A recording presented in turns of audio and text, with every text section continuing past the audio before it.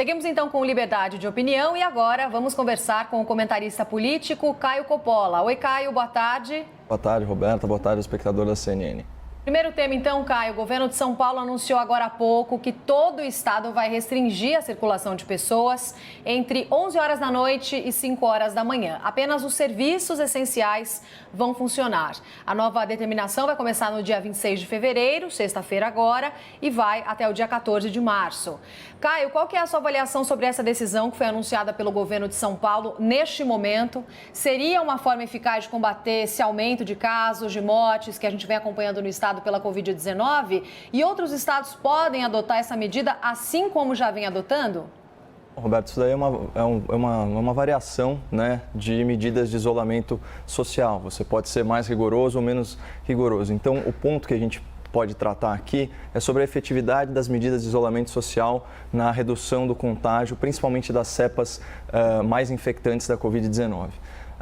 Eu queria chamar a atenção aqui do nosso espectador que na edição de 5 de fevereiro do programa Em Pauta da Globo News, o Demetrio Magnoli ele fez o seguinte comentário sobre os efeitos das medidas de enfrentamento à pandemia lá em Israel. Ele disse o seguinte: não é o lockdown que está fazendo efeito, o que está fazendo efeito é a vacinação. E quem é o Demetrio Magnoli? Ele é jornalista, ele é sociólogo, ele é doutor em geografia pela Universidade de São Paulo, além de ser colunista tanto da Folha de São Paulo quanto comentarista do Grupo Globo, né, que são grupos de mídia de oposição ao governo federal.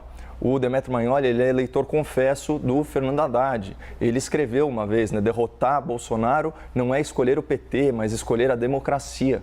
E nessa mesma linha, nos idos de setembro de 2019, ele endossou o movimento Lula Livre sob a seguinte justificativa. Ele disse o seguinte: não por ele ou pelo PT, mas em defesa de um precioso bem público, o Estado de Direito. Ou seja, pelo perfil do comentarista, a gente consegue perceber que a sua posição anti-lockdown, anti-quarentena, anti-isolamento social horizontal não tem coloração partidária. E a politização da pandemia é, sim, um grande problema, inclusive na imprensa. E por que o Demetrio afirmou isso? Ele afirmou isso fundamentado em dados oficiais do governo israelense, compilados e publicados na revista The Economist. A vacinação em massa dos idosos lá no estado de Israel, iniciada uma semana após a decretação de um lockdown rigoroso no país, permitiu o levantamento de estatísticas que são fundamentais para a gente compreender a eficácia das medidas de combate à pandemia. Porque lá, os grupos etários que não estavam vacinados, eles continuaram se infectando, continuaram sendo hospitalizados, mesmo em lockdown, o que não aconteceu com os idosos vacinados. Então, eu vou transcrever aqui numa tradução bem livre o que disse a reportagem da The Economist, na qual se baseou o doutor Magnoli. É o seguinte, aspas, o efeito é especialmente pronunciado em internações hospitalares. Entre as pessoas acima de 60 anos já vacinadas, os casos graves caíram 26%. Em comparação, na população entre 40 e 59 anos, um grupo que demorou mais para ser vacinado, os casos graves aumentaram 13% no mesmo período. Eles estavam quarentenados em casa. O programa de vacinação, ao invés do lockdown nacional, decretado uma semana depois, é a causa mais provável para esse fenômeno, conclui a The Economist. E não à toa, a própria OMS já há muito tempo recomenda que isolamento social não seja a estratégia principal das autoridades para enfrentamento da pandemia, ainda mais em localidades em desenvolvimento, em regiões em desenvolvimento. O diretor-geral chegou a falar em comunidades em desenvolvimento. Então, qual que era a ideia inicial das medidas de isolamento social? Ganhar tempo para a rede hospitalar, ou seja, para a instalação de leitos de UTI. E se a gente pegar, o Brasil é o terceiro país do mundo em leitos de UTI. Aqui a nossa cidade de São Paulo, no início da pandemia, isso segundo dados do Conselho Federal de Medicina, tinha mais de 40 leitos de UTI a cada 100 mil habitantes. Vamos lembrar que entre a pandemia, o DataSUS registra um aumento aí de mais de 47% no número de UTIs. E aí o que a gente viu, principalmente depois da primeira onda? A desativação de muitos leitos, inclusive a desativação de hospitais de campanha, como foi o caso aqui em São Paulo. O hospital de campanha custou mais de 60 milhões de reais, do pagador de impostos nacional, e atendeu menos de 3.500 pacientes ao longo de mais de 5 meses de funcionamento. É um tremendo absurdo. Você vai ver o custo por atendimento, incluindo os casos leves, é superior a R$19 mil. Né?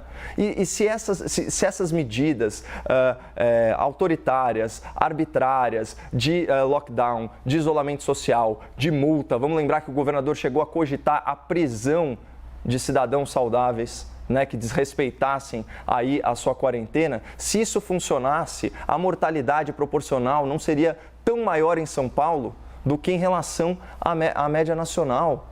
Poxa, gente, isso daí é elementar. As variáveis estão todas dadas, é só uma questão de, literalmente, seguir a ciência. Por isso, aqui de novo, eu concordo com o Demetrio, tenho diversas divergências, principalmente no plano político, mas na hora da análise do número, do dado, não é o lockdown que está fazendo efeito. O que está fazendo efeito é a vacinação. E aqui, só para arrematar, então, o raciocínio, né? Vamos lembrar que a gente tem uma população idosa aí de cerca de 30%, né, dos nossos habitantes.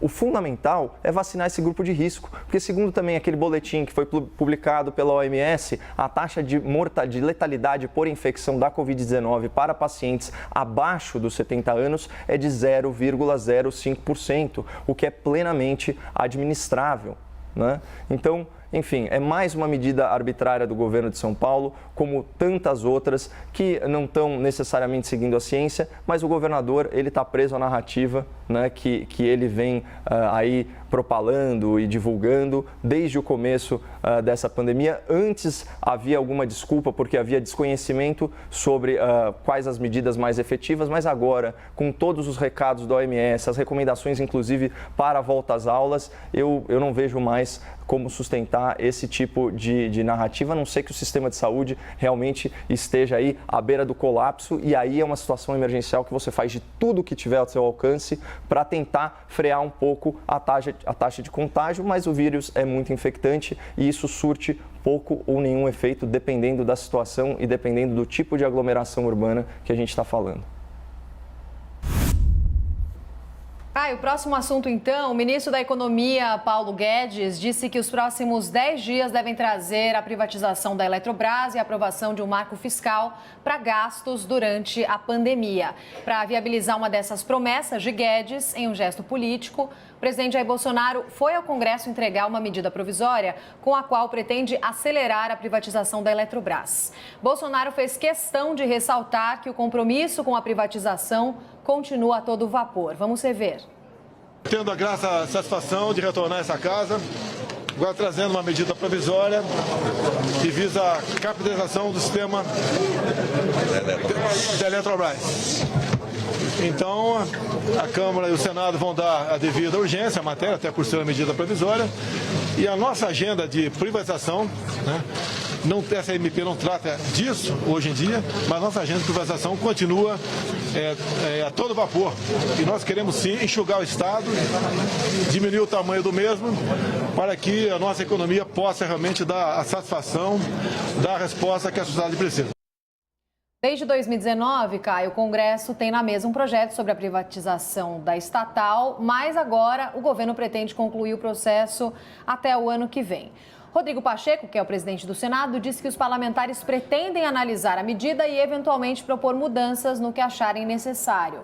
Caio, a questão para você é a seguinte: a privatização da estatal dessa vez vai mesmo sair do papel e que tipo de resistência o governo, aliás, deve enfrentar no Congresso?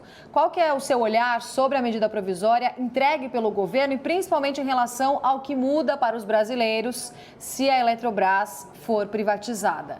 Bom, essa medida provisória, né, Roberta, que inicia o processo de desestatização da Eletrobras, é a melhor resposta que o presidente da República poderia dar a quem o acusou, a meu ver, precipitadamente de intervencionismo nas estatais de energia, né? Então, a propósito, né, a Petrobras registrou valorização de 12% nas suas ações preferenciais e recuperou mais de 30 bilhões de reais em valor de mercado só no último pregão.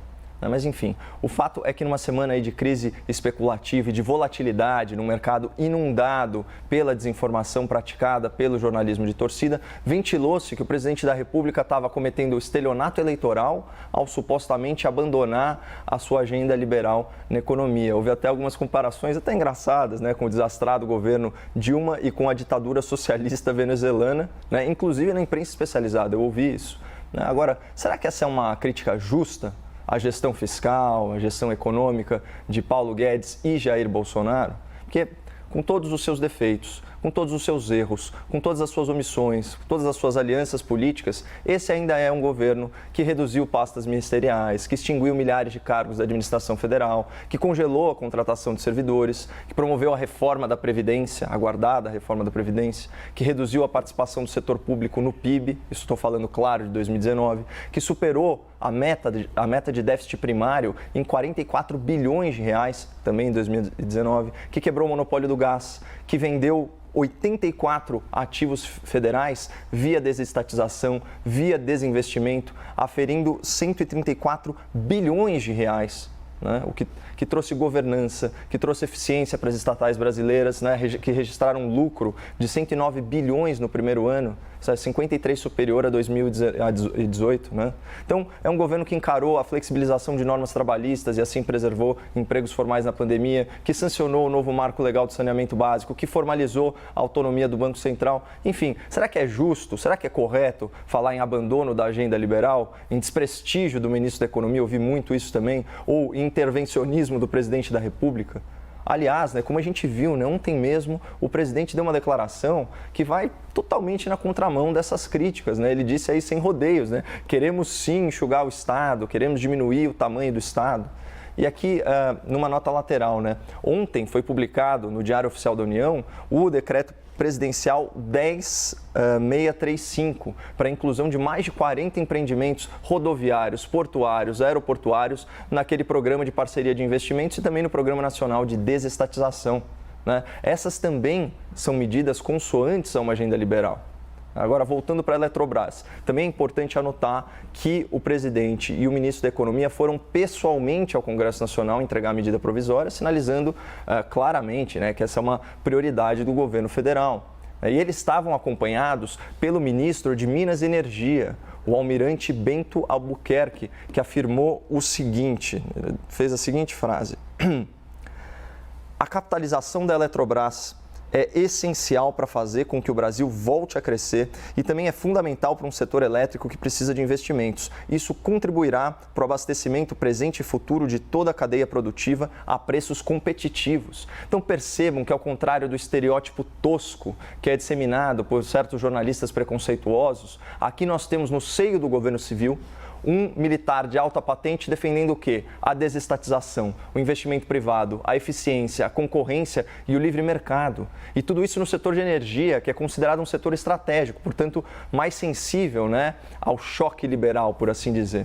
Outro ponto. Historicamente, a Eletrobras e as suas subsidiárias, estou falando de Furnas, Eletrosul, Eletronorte, Chesf, eram feudos de apadrinhamento político. Portanto, a perda do controle estatal, com um modelo de governança cada vez mais independente do governo de turno e das suas alianças partidárias, representa uma derrota para a velha forma de se fazer política no Brasil, né? Seja apenas parasitando as estatais ou seja roubando as estatais, uma prática aí que foi levada ao estado da arte no governo do Partido dos Trabalhadores. E aqui eu faço questão de abrir um grande parênteses sobre corrupção nas estatais e também sobre desinformação, porque órgãos da imprensa nacional, como o Valor do Grupo Globo, como a Folha, veicularam na sexta-feira a mesma notícia com manchete idêntica. Podem pesquisar, idêntica letra por letra. E a manchete era a seguinte: Petrobras perderá 100 bilhões de reais em valor de mercado com intervenção, dizem banqueiros e gestores. E continua a Folha. Para eles, a desvalorização vai superar perdas com o esquema de corrupção investigado pela Lava Jato. Pessoal, as boas práticas do jornalismo passaram longe dessa matéria. Por quê? Primeiro, confunde a troca legítima do presidente da Petrobras com uma interferência indevida nos preços da estatal. Segundo, dá como certo que haverá uma intervenção, contrariando e desconsiderando declarações expressas do presidente da República garantindo que não vai mexer na precificação do combustível na refinaria. Terceiro, coincidentemente, todos esses supostos, qual é a expressão, gestores e banqueiros consultados pela Folha falaram sob anonimato. E é estranho, né? Porque essa é uma análise econômica, não é uma denúncia de corrupção. E quarto, olha a manchete desse mesmo Grupo Folha em 2016 sobre os desdobramentos da corrupção na estatal. Petrobras perde 433 bilhões em valor de mercado desde 2018. Então, você percebe, a desinformação está até nos números. Eles contrariaram as suas próprias notícias anteriores. Fora o absurdo em comparar os prejuízos reais de anos e anos de corrupção petista, registrados em balanço na casa aí dos 50 bilhões de reais, com as oscilações de mercado a partir de falas mal interpretadas por essa mesma imprensa cada vez mais enviesada. O problema maior é que quando a mídia publica, quando a mídia repercute matérias como essa da Folha, sem identificação de fontes, confundindo conceitos, omitindo informações relevantes e especulando sobre perdas futuras, ela gera insegurança no mercado e cria o que se chama em sociologia de profecia autorrealizável. E aí o resultado negativo se concretiza em função da previsão pessimista, ainda que ela seja originalmente equivocada. Então, saindo da teoria e trazendo para a prática, um mercado levado a acreditar que o presidente da República vai interferir em preços de energia na canetada, ele vai se comportar como se isso fosse realmente verdade. Mas aqui, voltando então para a pauta, fechado parênteses, o início desse processo rumo à capitalização da Eletrobras é sim um marco para a desestatização no Brasil. Só que esse é um processo muito longo. Segundo um levantamento que eu tive acesso da Secretaria Especial de Desestatização, Desinvestimento e Mercados, uma estatal já incluída no PPI, já incluída do PND, leva em média 43 meses para ser desestatizada. A esperança é que no caso da Eletrobras, esse processo seja acelerado por causa da medida provisória editada pelo presidente da República e pelas novas lideranças do Congresso que são menos refratárias à agenda de privatizações do governo. E nesse sentido, eu queria destacar uma fala, para fechar, do presidente da Câmara ao receber simbolicamente, claro, a MP. Ele disse o seguinte: é o primeiro passo do que a gente pode chamar de uma Agenda Brasil. Privatizações, capitalizações, investimentos. Uma pauta que andará no Congresso com as reformas. A Câmara iniciará com muita rapidez a discussão dessa medida provisória e, na sequência, o deputado prometeu pautar a matéria já para a semana que vem. Então, é uma boa notícia para o consumidor brasileiro, porque um mercado de energia mais livre, ele tende a ser mais competitivo, ofertando serviços melhores a preços menores, Que também é um aceno bem-vindo aos eleitores do presidente, que em 2018 votaram numa agenda liberal para a economia, Então, não à toa, só no dia de ontem, as ações ordinárias da Eletrobras valorizaram 13,01%. E se essas oscilações de mercado são a nova métrica da imprensa especializada para avaliação de um governo, então o elogio é inevitável.